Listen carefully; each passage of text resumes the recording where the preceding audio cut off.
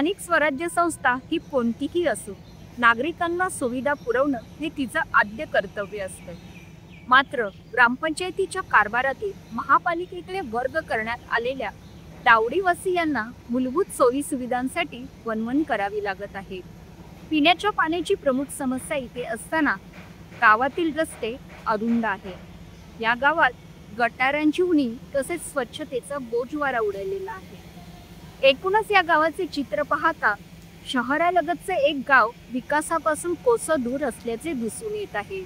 नमस्कार, महाएमटीव्ही मध्ये आपल्या सगळ्यांचं स्वागत। मी जान्हवी मोरे आणि आता आपण आलेलो आहोत कल्याण ग्रामीण मधील 27 गावांपैकी एक असलेल्या दावडी या गावामध्ये। भले मोठे टोलेजुंग इमारती आणि आकर्षित वसलेल्या ग्रहसंकुलाच्या अगदी नजीक दावडी हे गाव आहे।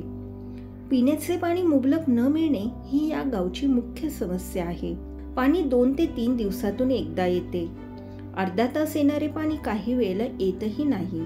काही वेळेला पाणी विकत घेऊन प्यावे लागत आहे। त्यासाठी एक वेळेला 300 रुपये मोजावे लागतात। एकीकडे पाणी येत नाही, मात्र दुसरीकडे पाण्याचे बिल वेळेवर पाठवले जात आहे। या गावातील नागरिकांची तहान मुख्यत्वे टँकरवरच भागते असे खेदाने म्हणावे वाटते।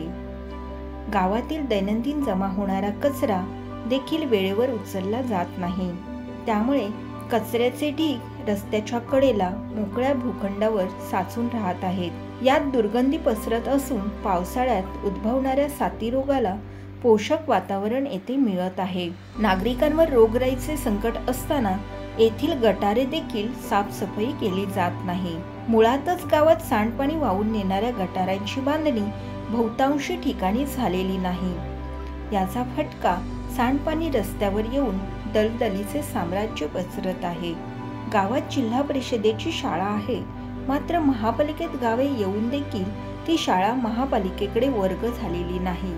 आम्ही महापालिकेत समाविष्ट झाल्यापासून मालमत्ता कर भरत आहोत, मात्र त्या बदल्यात आम्हाला योग्य त्या सुविधा मिळत नाही, अशी खंत ग्रामस्थ व्यक्त करतात। मी श्रेया दिलीप पाटील, दावडी रोड गोलवली। आमच्याकडे म्हणजे बोलायला गेले तर गटारे नाहीत, अर्ध्या बाजूला गटारे आहेत पण ती साफ करायला येत नाहीत। परत झाडूवाले येत नाही, कचरा आहे तसाच आहे आमचा। पण पाऊस जास्त झाला की गटारं उलटून जातात। मग त्याच्यामध्ये आम्हाला कसं होतं, येण्या जाण्याचा पण रस्ता बंद होतं। पूर्ण कचरा असतं गटारातला, तो पण रस्त्यावर येतो, ते पण साफ करायला लवकर येत नाही। आणि झाडूवाले आहेत आमच्या इथे, पण ते येतच नाही। असं कसं सण वगैरे असला की तेव्हा येतील, 1 दिवसासाठी येतात, आणि अशा तर त्या म्हणजे येतच नाहीये। रस्ता पण आता झालाय हा, पहिला तरी लोक इथून सर्व गटारातूनच जायची, इथे तर येण्या जाण्याला पायी रस्ता पण नव्हता। प्रत्येक गावात नागरिकांच्या स्वास्थ्यासाठी आरोग्य केंद्र उभारणे गरजेचे आहे। अपवादात्मक म्हणून दावडीमध्ये आरोग्य केंद्र पाहायला मिळते, पण तिथे उपचारच होत नसल्याने केवळ ते निरुपयोगी ठरले आहे। महापालिकेच्या अर्थसंकल्पात आरोग्य सुविधांबाबत मोठमोठ्या घोषणा केल्या जातात। गावासाठी अमृत योजना मंजूर झाली, जागाही ठरल्या, साहित्यही पडले, पण पुढे कोणतीही कृती होत नसल्याने खरोखरच योजना मार्गी लागणार आहे की नाही अशी शंका ग्रामस्थ व्यक्त करत आहेत। मात्र हे काम निधीअभावी रखडल्याचे बोलले जात आहे।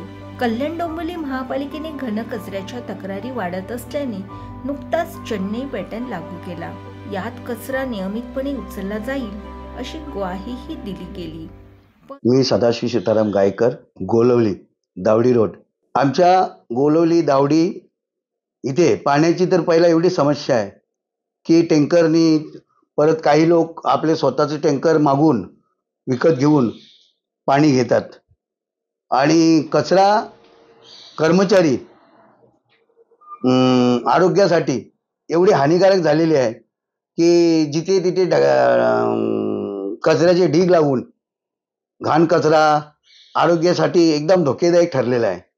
तरी कल्याण डोंबिवली महानगरपालिकेच्या अधिकाऱ्यांना मी सांगू इच्छितो की विकास कामं करण्यासाठी आमच्याकडे लक्ष घाला, नाही तर संघर्ष समितीचा जो निर्णय आहे, जो आमच्या पक्षाचा आदेश असेल, त्यासाठी आम्ही सक्षम राहू, आणि बहिष्कार टाकला तर बहिष्कार घेऊ। समर्थनगरमध्ये गटारांची योग्य बांधणी झालेली नाही।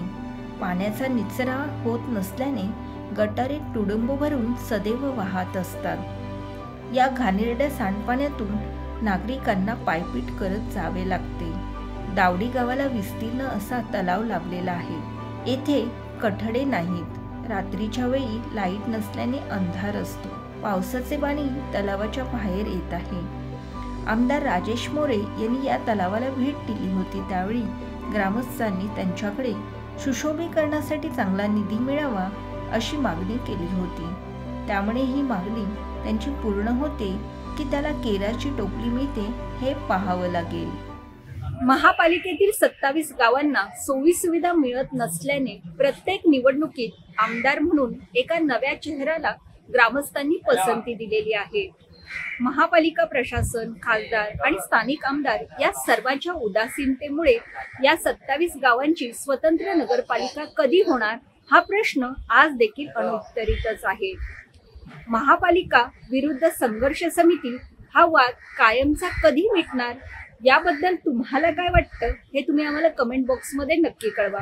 कल्याण डोंबिवलीतील अशाच महत्त्वाच्या घडामोडी जाणून घेण्यासाठी तुम्ही आमच्या MahaMTV फेसबुक पेजला आणि यूट्यूब चॅनलला लाईक आणि सबस्क्राईब करायला विसरू नका। तसेच हा व्हिडिओ तुम्हाला कसा वाटला हे आम्हाला कमेंट बॉक्समध्ये नक्की कळवा। धन्यवाद।